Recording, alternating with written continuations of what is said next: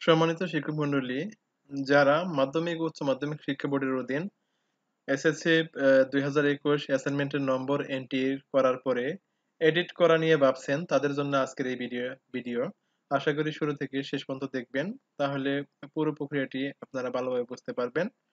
আপনাদের সাথে আছি বরাবরের মতো আমি সোহেল রানা, সহকারী শিক্ষক আইসিটি, আইশরা উচ্চ বিদ্যালয়, বাসাইল, টাঙ্গাইল, মাস্টারবাড়ি চ্যানেলের পক্ষ থেকে। তো চলুন শুরু করা যাক। কিভাবে আমরা অ্যাসাইনমেন্টের নম্বর এন্ট্রি করার পরে আবার আমরা সেই নম্বরগুলো এডিট করতে পারি তার একটি প্রসেস। তাহলে প্রথমে আপনারা ঢাকা শিক্ষা বোর্ডের ওয়েবসাইটে ঢুকবেন। ঢোকার পরে আপনারা বাম দিক থেকে OEMS এই মেনুটিতে ক্লিক করবেন। এখানে ক্লিক করার পরে আপনাদের কাছে ইন নাম্বার চাইবে। এখানে আপনারা ইন নাম্বার দিবেন এবং এটাতে ঢোকার জন্য যে পাসওয়ার্ড আপনারা ইউজ করেন সেই পাসওয়ার্ডটি আপনারা এখানে দিবেন। পাসওয়ার্ডটি গোপনীয় বিধায় আমি আপনাদের সাথে এটি মানে বল আমার পাসওয়ার্ডটি আপনাদের সাথে সরাসরি স্পেলিংটা বলবো না, আমি লিখে দিচ্ছি। এখানে পাসওয়ার্ডটি লিখে দেওয়ার পরে সাইন ইনে ক্লিক করবেন। ক্লিক করার পরে আপনারা অ্যাসাইনমেন্ট মার্ক এন্ট্রি বাম দিকে দেখেন, খেয়াল করেন বাম দিকে যে সাইড বার আছে, সাইড বার থেকে আপনি অ্যাসাইনমেন্ট মার্ক এন্ট্রি এই মেনুটিতে ক্লিক করবেন। এরপরে আপনি প্রথম চয়েস করবেন যে বিষয়ের নম্বর আপনি এডিট করতে চাচ্ছেন, ওই বিষয়টি প্রথমে চয়েস করবেন। ধরেন আমি এখানে অ্যাকাউন্টিং বা ফিনান্স ফিনান্স নামে যে সাবজেক্টটি আছে, ধরেন এই সাবজেক্টের নম্বর আমি এডিট করব। হ্যাঁ, তো এডিট করার জন্য যেটা করতে হবে, প্রথমে আমি এই বিষয়টি চয়েস করলাম। চয়েস করার পরে কত নম্বর অ্যাসাইনমেন্টে মূলত আমাদের এডিট করা প্রয়োজন, ওই নম্বর অ্যাসাইনমেন্টটি আমাকে সিলেক্ট করতে হবে।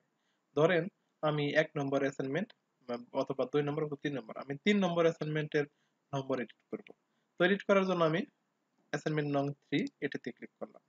আর আপনার যেটি প্রয়োজন হবে, যে নম্বর অ্যাসাইনমেন্টে যাওয়া দরকার হবে, ওই অ্যাসাইনমেন্টে আপনারা যেতে পারবেন। তো অ্যাসাইনমেন্ট নং ৩ মূলত ফিনান্স অ্যান্ড ব্যাংকিং এই সাবজেক্টটির ৩ নম্বর অ্যাসাইনমেন্টের কলামে আমি এডিট করব। তো এখন আমি শো এন্ট্রি ফর্মে ক্লিক করলে আমাকে ৩ নম্বর যে কলাম অ্যাসাইনমেন্ট নং সেখানে নিয়ে যাবে। তো শো এন্ট্রি ফর্মে ক্লিক করলাম। ক্লিক করার পরে খেয়াল করেন যে ৩ নম্বর যে অ্যাসাইনমেন্টটি, এই অ্যাসাইনমেন্টটি এখন এনাবল হলো। এখান থেকে আমরা কিন্তু নম্বর, যেমন এইখানে একটা ছেলে ১২ না, সে মূলত অ্যাবসেন্ট। তো এখানে অ্যাবসেন্ট, তাকে আমরা অ্যাবসেন্ট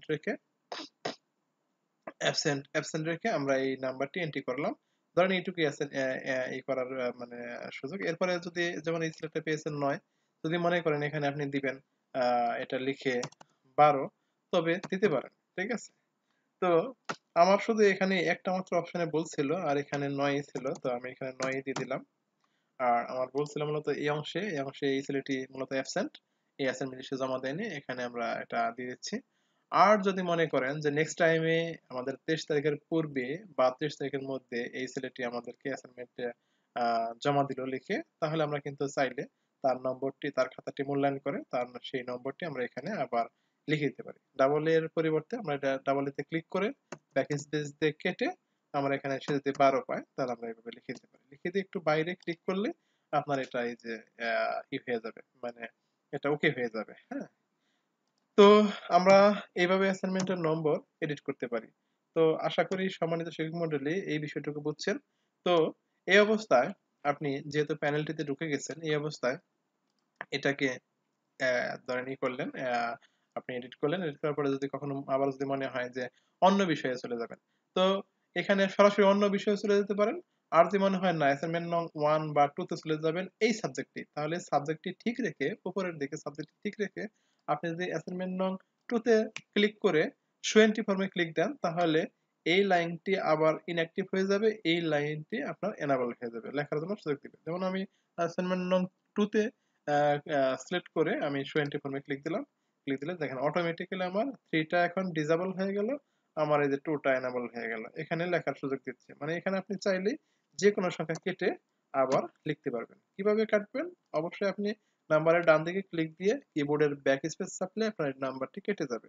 এরপরে আপনি এই নতুন নাম্বারটি বসিয়ে দিবেন। এভাবে কিন্তু মূলত আমরা নম্বরগুলো করতে পারি। এখন যদি আপনি মনে করেন যে ঠিক আছে, আপনি একটা সাবজেক্ট দেখালেন, তাহলে আপনি অন্য সাবজেক্টে করে দেখান। এখন এই অবস্থায় যদি মনে করেন যে আপনি এই যে অ্যাকাউন্টিং বা অন্য যেকোনো সাবজেক্টের নাম্বার আবার এডিট করবেন, তাহলে এই যে এরকম সাবজেক্ট চয়েস দিবেন।